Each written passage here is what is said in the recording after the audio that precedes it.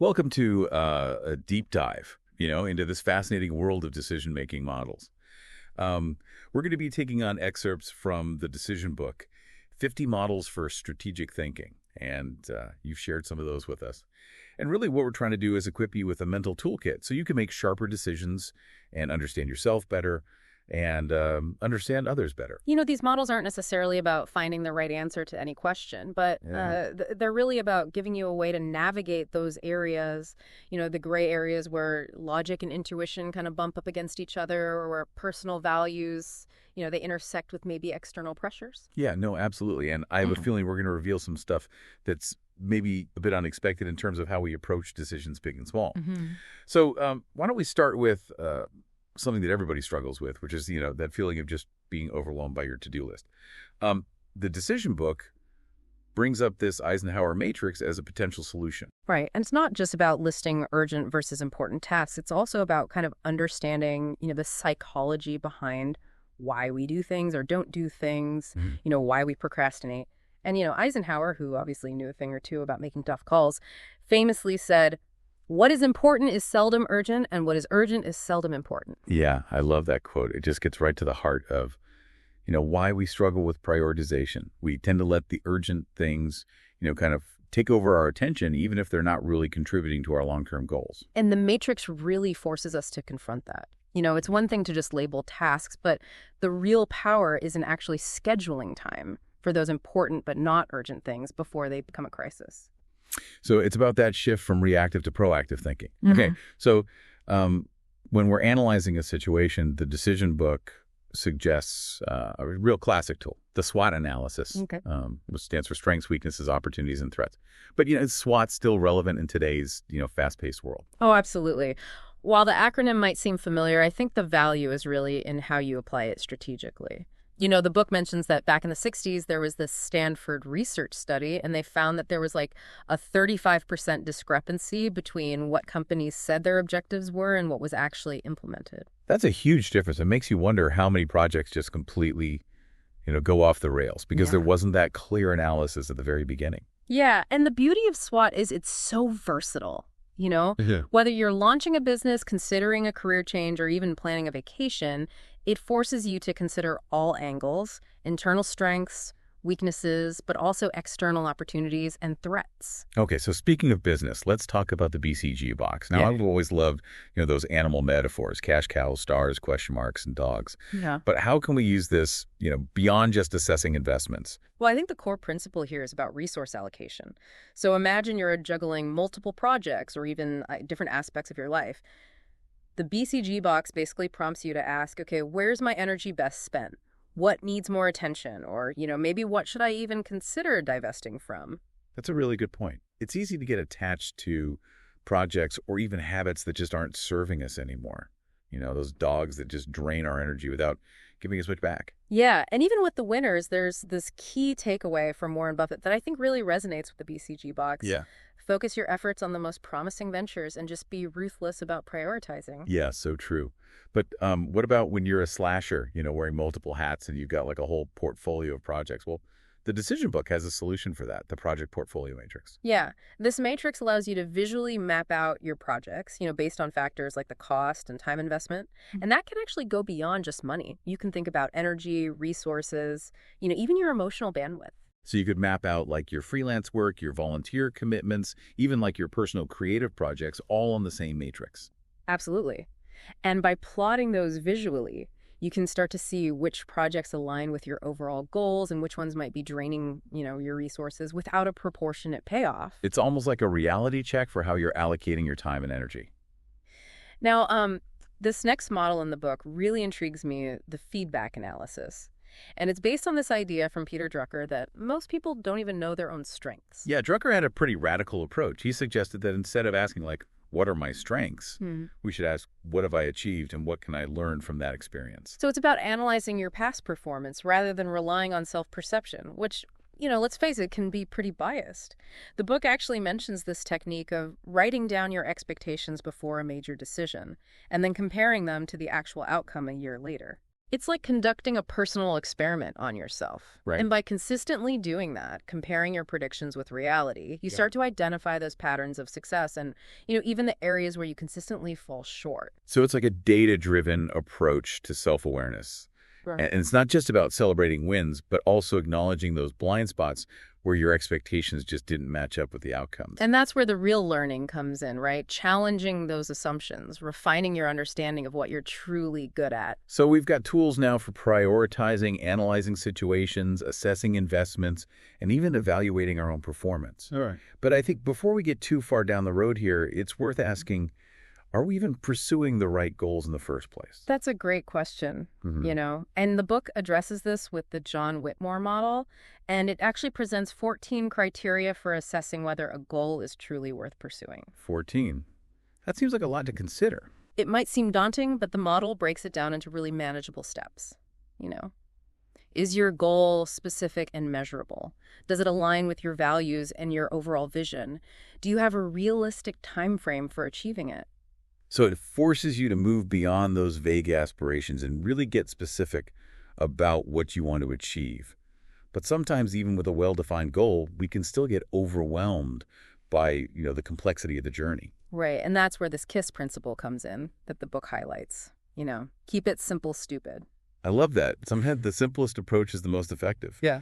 But what if you're facing a dilemma with two options that both seem equally appealing? Those good problems that can still cause a lot of stress. Yeah, for that, the book suggests the rubber band model. So instead of just, listing pros and cons, it asks you to actually visualize a rubber band being pulled in two directions. So one side represents the forces holding you back, and the other side represents what's pulling you forward. So it's less about the options themselves and more about understanding the underlying motivations and maybe even anxieties. Exactly. So let's say you're considering moving to a new city. One side of the rubber band might be the excitement of new experiences, right? But the other side might be the comfort and familiarity of your current life. And by visualizing those kind of competing forces, you can start to sense which one has that stronger pull on you emotionally. Now, once you've made a decision, feedback is obviously crucial, but the book reminds us how often this process goes wrong. The feedback box model offers a more constructive approach. Yeah, I think we've all been on both sides of that equation where, criticism feels personal or praise just falls flat. Yeah. How does this model help? It goes beyond just the good-bad dichotomy. Imagine a matrix with one axis being stay the same versus change, and the other axis being what was good versus what was bad. This allows you to categorize feedback and identify actionable steps. So instead of just getting defensive or dismissing feedback altogether, you're asking yourself, what can I learn from this? And it encourages a more nuanced view. The feedback box even prompts us to acknowledge, the role of luck in our successes and failures. Sometimes things are just outside of our control. Speaking of factors outside of our control, how do we make those quick decisions when there's some element of risk involved? Well, for that, the book presents this yes-no rule, and it's really about setting those clear parameters beforehand. The book highlights how President Obama actually used this for authorizing drone strikes. And there were 3 key yes-no questions. Only if all answers were yes could the strike proceed. Oh, wow. That's fascinating. It shows how even in these really high-stakes situations, simple rules can actually guide complex decision. And it actually relates to something that we often struggle with, the paradox of choice. The book dives into this with the choice overload model, Which challenges this assumption that more options are always better. The book cites this jam experiment where shoppers faced either 6 or 24 varieties. And surprisingly, those with fewer choices were actually far more likely to buy. It turns out too many options can actually lead to analysis paralysis and ultimately less satisfaction. The takeaway is that sometimes limiting our choices can actually free us to make better decisions. So less is more when it comes to options. Yep. Okay. Now, for aspiring entrepreneurs out there, there's this gap in the market model. But, is this still relevant in a world that just feels so saturated with startups? It's more relevant than ever, and the model as described in the book utilizes this 3-dimensional graph. So imagine plotting competing cafes on axes of location, price, and maybe a coolness factor. So you'd be looking for those kind of underserved areas, those niches where you can offer something unique. Exactly. Identifying those gaps where customer needs aren't being fully met. The book highlights how even Starbucks entering what was a pretty crowded market became like a category killer by offering this premium experience. So it's not just about finding an empty space. It's about understanding what's missing and figuring out how to differentiate yourself. Mm. But how do we even generate those innovative ideas in the first place? Well, the book offers a couple of tools for sparking creativity. First, there's the Morphological Box, and this is about systematically combining, different attributes of existing things. So instead of trying to invent something totally new, you're basically exploring different combinations of what's already out there.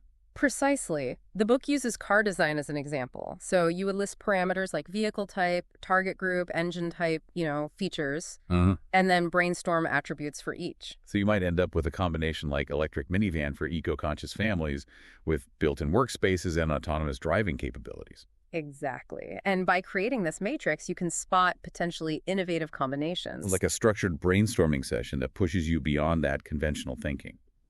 Now, the book also mentions this Camper checklist substitute: combine, adapt, modify, put to other uses, eliminate, and reverse as a creative prompt. Yeah, and these 7 actions can really breathe new life into existing products or services. Just asking yourself, can we substitute a different material? Can we combine 2 functions into one? I love that. Okay, now, for a more personal dilemma, how much should I spend on gifts? The eternal question. The book offers the gift model for this, and it puts cost on one axis and perceived value on the other. Ideally, you want a cheap gift with high perceived value. So like a heartfelt, handwritten letter could actually trump an expensive but impersonal gadget. Exactly.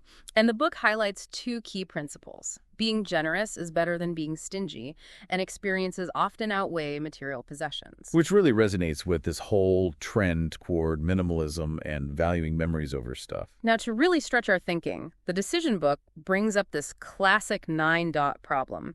Have you ever tried to connect 9 dots with 4 straight lines without lifting your pen? Vaguely, but I definitely remember that aha moment when you realize that the solution involves drawing outside the perceived boundaries of the box. Exactly. And the book connects this to a study by Dr. Peter Sudfeld, who found that sensory deprivation can actually boost creativity. His restricted environmental stimulation technique, or REST, involved floating in dark, silent tanks. Wow, that's fascinating. It seems counterintuitive, but maybe removing those external distractions allows our minds to make those unconventional connections. Perhaps. But what happens when we have to make decisions with incomplete information? Which, let's face it, is the reality of most decisions. Yeah. We rarely have all the facts and data we'd like. Right. Well, for that, the book presents the consequences model. And this highlights the inverse relationship between knowledge and the consequences of our actions over the lifespan of a project. So at the beginning, when we know the least, our choices have the most far-reaching impact. Exactly. And delaying decisions out of doubt, as organizational theorists Christian Craner and Søren Christensen argue, can be more detrimental than acting on limited information. But what if we overthink those early decisions? The book also explores the theory of unconscious thinking, which suggests that our gut feelings can actually be surprisingly accurate. Yeah, it seems counterintuitive, but there's actually research to back this up. Psychologist Jörg Gerenzer suggests this coin toss trick. So when you're torn between 2 options, flip a coin. As it's in the air, notice which outcome you're hoping for. That reveals your unconscious preference. So it's a way to tap into that deeper wisdom that our rational mind might be blocking. But how do we know when to revise a decision? When is it time to cut our losses? The book offers the stop rule for this. It's a predetermined limit that triggers an action. Legendary investor Gerald Loeb had a rule. If an investment lost 10% of its value, he would sell it, no questions asked. Wow, that takes discipline. But it also protects against, emotional decision-making and potential further losses. And you can actually apply stop rules to all sorts of situations, from personal finances to relationships. Speaking of big decisions, let's say you're buying a car. The book offers the buyer's decision model, which starts with establishing a research strategy, but setting limits to avoid information overload. It's about gathering enough information to make an informed choice, but without getting lost in the weeds. And the book actually gives this kind of counterintuitive advice. Lower your expectations. Instead of seeking the perfect car, focus on one that meets your core needs. Ask yourself the 10-10-10 question. What impact will this have in 10 days, 10 months, 10 years? That really helps put things into perspective. The book also suggests considering letting someone else decide. Yeah, research shows that we often feel less regret when someone else makes the call for us. And if you're really stuck between 2 cars, try the Ignatius of Loyola approach. Spend 3 days fully embracing each option as if you'd already chosen it. Like a mental test drive. Yeah. So we've covered models for, those external decisions. But what about understanding our own inner workings? That's where we'll pick up in part 2 of this deep dive. We'll be exploring those models from the decision book that help us understand ourselves better. From happiness to self-awareness to, those pesky cognitive biases that always trip us up, we'll be uncovering the psychological factors that really influence our choices. Welcome back to our deep dive into decision-making models. Let's pick up where we left off and explore how these tools can kind of help us understand, our inner landscape a bit better. The book starts with a model for understanding happiness. The flow model, which was developed by psychologist Mihaly Csikszentmihalyi. Now, this goes beyond just feeling good. Yeah. It's about those moments of deep engagement and focus where time just seems to disappear. Exactly. Csikszentmihalyi actually studied, individuals who reported, profound satisfaction. And he identified 5 key elements of flow: intense focus, merging of action and awareness, a loss of self-consciousness, a sense of control, and an activity that provides immediate feedback.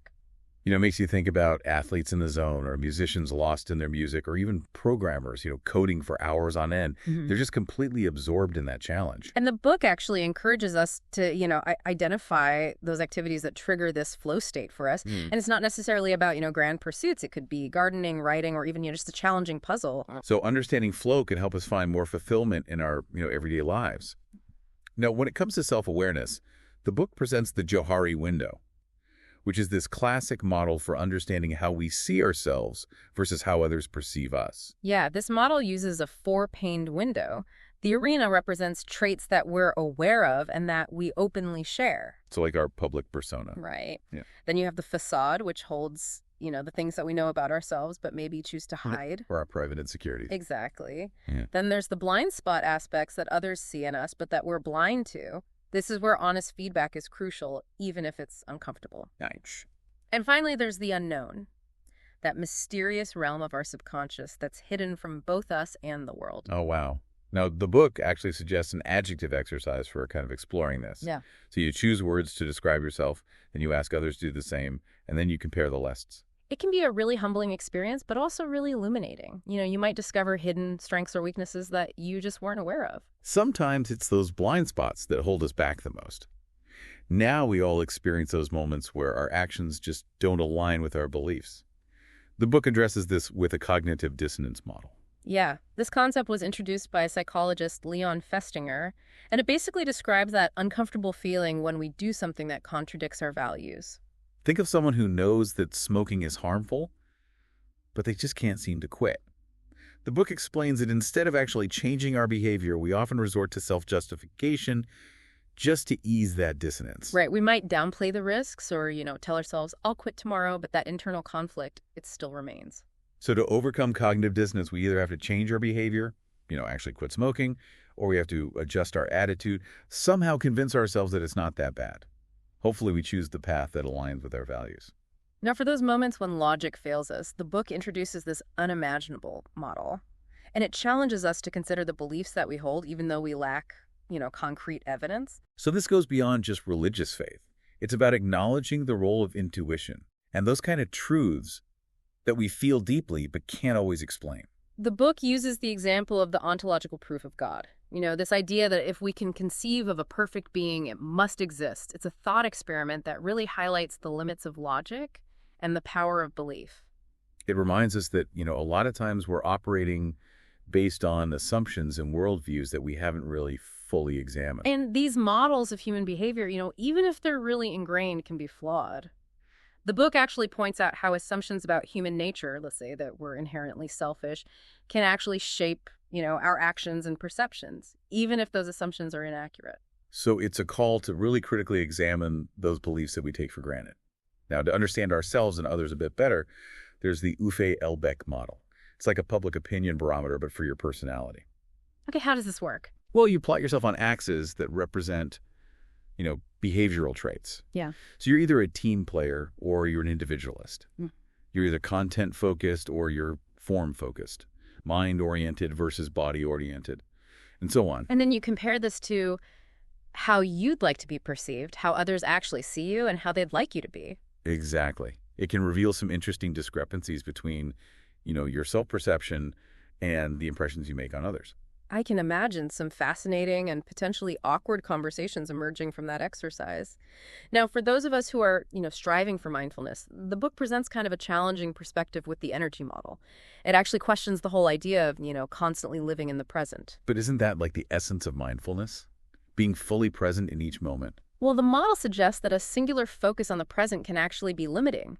It encourages us to, analyze how much time we spend dwelling on the past, engaging with the present, and anticipating the future. So instead of aiming for this perfect balance, we should just acknowledge that our energy naturally fluctuates between, these different temporal zones. Exactly. And the book highlights how different cultures, emphasize different time orientations. Europe often dwells on the past. The U.S. is really future-driven. And, Asia focuses more on present effort and pragmatism. It's fascinating how these different perspectives shape our values and priorities. Now, for those navigating the, often heated world of politics, the book offers a tool for understanding diverse viewpoints, the political compass. Yeah, and this goes beyond just that simplistic left-right dichotomy. It acknowledges that, political beliefs are more nuanced than a single spectrum. So it's not just about being liberal or conservative. Right. The compass actually uses two axes. Economic, which is nationalization versus privatization, and social libertarianism versus authoritarianism. So you could be, economically left-leaning, but socially libertarian. So you favor government intervention in the economy, but also individual freedoms. It's a much more nuanced way to map political ideologies and understand, where we stand and where those we disagree with stand on these issues. Now, for those grappling with job satisfaction, there's the personal performance model. I think we've all had those moments where we're like, am I in the right role? Yeah, definitely. Well, this model, as described in the book, suggests this 3-week experiment. Every evening you ask yourself 3 questions. To what extent are my current tasks, imposed on me? To what extent do my tasks match my abilities? And to what extent does my current task correspond to what I really want? So it's about assessing that alignment between your work and your skills and your passion. Exactly. Yeah. And you rate your answers on a scale of 1 to 10, and then you track the patterns over time. Consistent sail shapes on the graph suggests that your job offers variety, whereas unchanging shapes might signal a lack of, challenge or fulfillment. It's almost like a visual representation of those gut feelings we have about our career path, but often ignore. Now, the book also emphasizes the importance of understanding our past to shape our future with the making of model. I love this idea. It's about connecting the dots between, our past experiences and our present choices. Right. So you choose a time frame, could be a year, your career, even your entire life, and you create a timeline. Mark those key milestones. What were your goals at the time? What obstacles did you overcome? What successes did you celebrate? And, who are the people that played significant roles? It's like crafting your own personal documentary and highlighting, those pivotal moments that have shaped who you are today. Now, for those of you who are struggling with the weight of expectations, there's the concept of the personal potential trap. We've all met those promising young people who seem to kind of crumble under the pressure to live up to external expectations. The trap actually occurs when those expectations exceed achievements, leading to a sense of unfulfilled potential. And the book really emphasizes the importance of setting realistic expectations for yourself, even if they're lower than what others might be projecting onto you. It's about prioritizing your own definition of success and not chasing, someone else's benchmarks. Now, we've talked about easy decisions and those dilemmas that pull us in opposite directions. But what about those truly hard choices where there's no clear right or wrong answer? Yeah, those are the tough ones. Well, the hard choice model addresses this. Philosopher Ruth Chang argues that, rational analysis just isn't always enough for these types of decisions. So it's not about finding the best option, but about choosing the one that resonates with your values. Exactly. Chang actually encourages using subjective arguments. Choose the option that aligns with who you want to be in the world, even if it defies logic. It's about making a conscious choice and really owning it. Now, even with the best intentions, we're all susceptible to those cognitive biases. The book highlights 4 to watch out for. First, there's the anchor effect. Right, and this is our tendency to over-rely on the first piece of information we receive, even if it's totally irrelevant. Think about, how that first price you're quoted for a car can influence your perception of, a fair deal. It kind of sets the anchor for all the subsequent negotiations. Then there's the confirmation error. our tendency to seek out information that just confirms our existing beliefs. We basically filter out evidence that challenges, our worldview. It's like we're wearing those horse blinders. We only see what we want to see. Now, the book encourages actively seeking out, diverse perspectives to counter this. Then there's the availability error. And this is where we make judgments based on readily available information, especially vivid anecdotes, even if they're not statistically representative. So like one bad experience with a brand can lead us to believe that all their products are faulty, even though our sample size is 1. Exactly. And then lastly, there's the fast-slow error.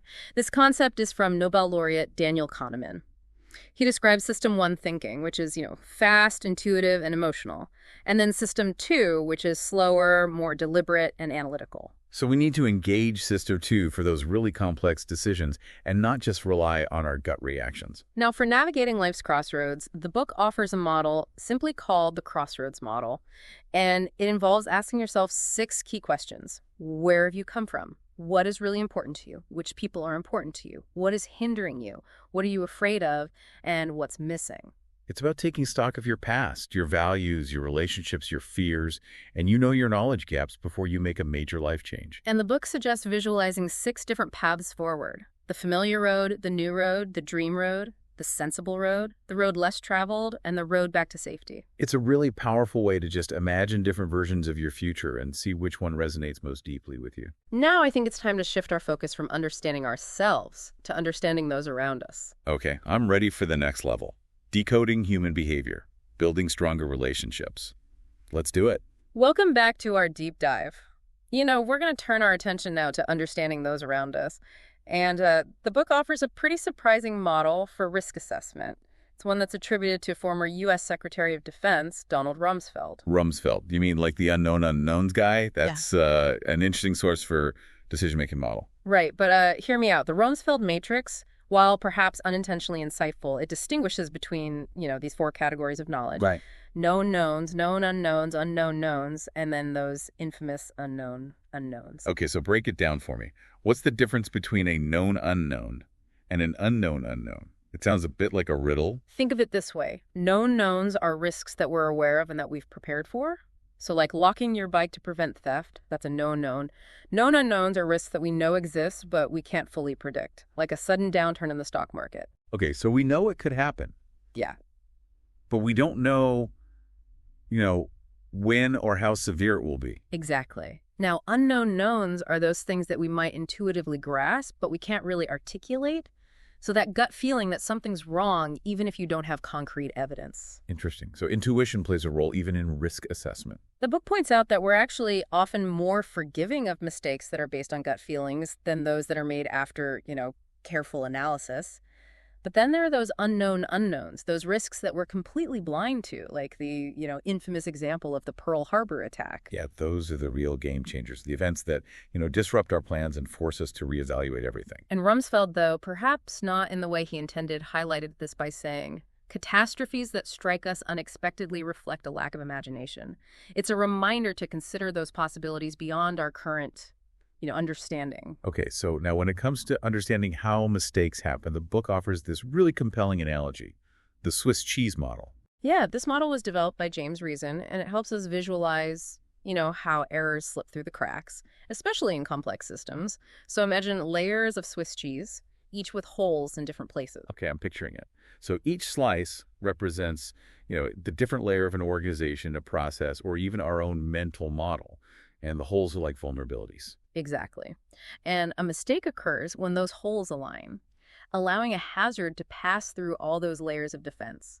It's not about blaming individuals, but understanding those systemic factors at play. So it's about creating more robust systems with multiple layers of protection to catch those errors before they, cascade into bigger problems. Now, shifting gears to human needs and motivations, the book revisits a classic, Maslow's hierarchy of needs. Maslow's pyramid. I remember learning about this. It starts with, those basic physiological needs like food and shelter. Then it moves up to safety, belonging, esteem, and then finally self-actualization at the top. It is a hierarchy, but the book actually makes an interesting distinction between basic needs, which we tend to stop thinking about once they're met, and aspirational needs like self-actualization, which can never be fully satisfied. Yeah, that makes sense. We need food to survive, but our desire for, growth and meaning is ongoing. And the book suggests that in Western culture, we often overemphasize those aspirational needs, even if they come at the expense of our basic well-being. It's a good reminder to find balance. Okay, so to understand social groups and cultural preferences, the book introduces two models, the sinus milieu and the Bourdieu model. These are a bit different from the others, right? They are. They're what we call psychographic models, meaning that they categorize people based on values, lifestyles, and consumption patterns, rather than just demographics. So it's about understanding, why people make the choices they do, what drives their preferences and behaviors. Exactly. So the sinus milieu, which was developed in Germany, identifies groups like established conservatives or liberal intellectuals or digital natives based on their shared values and lifestyles. This is valuable for marketers, but also for understanding, the cultural landscape and how people cluster around those shared beliefs. Now, the Bourdieu model from French sociologist Pierre Bourdieu focuses on how social class influences our tastes. He argued that we kind of inherit this cultural capital that shapes our preferences for art, food, even leisure activities. So our upbringing and, socioeconomic background influence our choices, even those we consider to be purely personal taste. It's a fascinating perspective on how social forces shape our individual preferences. Now, we talked earlier about, learning from mistakes. The book takes this a step further with double loop learning. So this isn't just about fixing the error. It's about questioning the underlying assumptions that led to it in the first place. Exactly. The book highlights this concept of second-order observation. So you're not just observing the event, but how you're observing it. It's about recognizing, our own biases. So if a project fails, we don't just analyze what went wrong. We examine, our own thinking. Yeah. Were we overly optimistic to ignore red flags? It's about identifying that gap between our espoused theory, what we say we believe, and our theory in use, what actually guides our actions.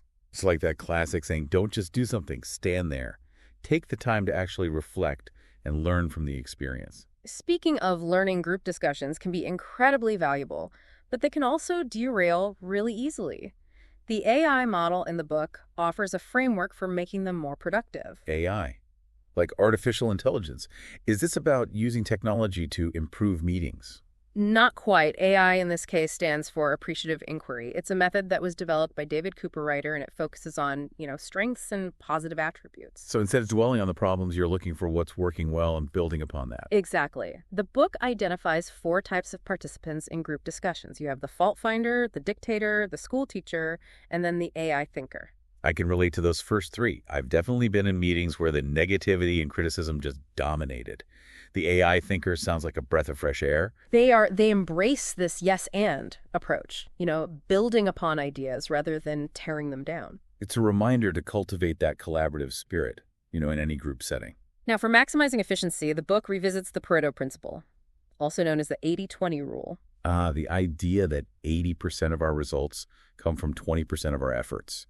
This is about focusing on those high-impact activities. Exactly. But the book also introduces kind of a counter-argument, the long-tail model, which argues that in the internet age, those niche products and services can collectively generate, significant revenue.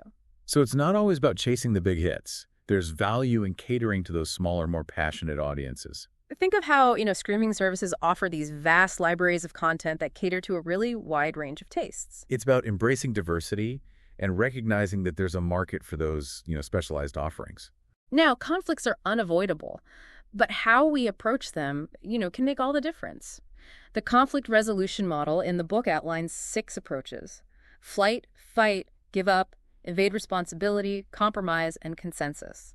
Some of those sound more constructive than others. Flight or fight just seems like a recipe for disaster. They can be, especially in the long run. Flight is basically avoidance. Fight is aggression. Give up is passive surrender. Evade responsibility is, passing the buck. Compromise involves both sides making concessions. And consensus, I'm guessing, is the ideal outcome, where both parties collaborate to find a win-win solution. Exactly. And it might not always be feasible, but it's definitely worth striving for. Now, we talked about, black swan events, those unpredictable disruptions. Yeah. How does that relate to the spread of new ideas? The book actually connects black swans to the chasm diffusion model sociologist Everett Rogers described, how innovations spread through society. starting with innovators, then early adopters, then the early majority, the late majority, and finally the laggards. So it's like a bell curve of adoption, with those early enthusiasts kind of driving that initial spread. Exactly. And the chasm is that gap between, those early adopters and the wider market. The book uses the example of hybrid corn. It actually took over 20 years to become mainstream, despite its advantages. So even those groundbreaking ideas can face resistance and take time to gain, widespread acceptance. And as our world becomes, increasingly complex, we're faced with these systems and technologies that we don't fully understand, those black boxes. Our smartphones, our cars, even medical treatments. We trust that they work, but we don't necessarily grasp all the intricacies. The black box model highlights this increasing reliance on faith and trust as knowledge becomes more and more specialized. And the book suggests that this trend is only going to continue as technology advances. It's a reminder to be discerning consumers of information and to really cultivate those critical thinking skills. Now, to wrap up, let's delve into the fascinating world of game theory with the classic Prisoner's Dilemma. This one always makes my head spin. It's about, that tension between cooperation and self-interest. Imagine two suspects who are arrested for a crime. They can either betray each other by confessing, or they can stay silent. The outcome depends on what each prisoner chooses. So if both stay silent, they get a lighter sentence. That's cooperation. But if one confesses while the other stays silent, the betrayer goes free and the silent one gets the maximum sentence. And if they both confess, they both receive a moderate sentence. It highlights the challenges of trust and that temptation to act in your own self-interest, even if it leads to a suboptimal outcome for everyone. It's a stark reminder that sometimes even rational decisions can backfire when we don't consider the actions of others. And as we wrap up this deep dive into the decision book, I think the key takeaway is that these models aren't about finding, the right answer. They're about providing us with a framework for thinking through complex situations and making more informed choices. It's like having this mental toolkit that we can draw from, whether we're facing a personal dilemma or a professional challenge or just trying to understand the world around us a little bit better. And I encourage our listeners to revisit those models that resonated with them, apply them to their own unique situations, and, just continue to refine their decision-making skills. It's a lifelong journey. Absolutely. And remember, good decision-making is not about perfection. It's about embracing that process, weighing the options, and ultimately choosing a path that aligns with your values and goals. Thanks for joining us on this deep dive. We'll see you next time. Until then, happy deciding.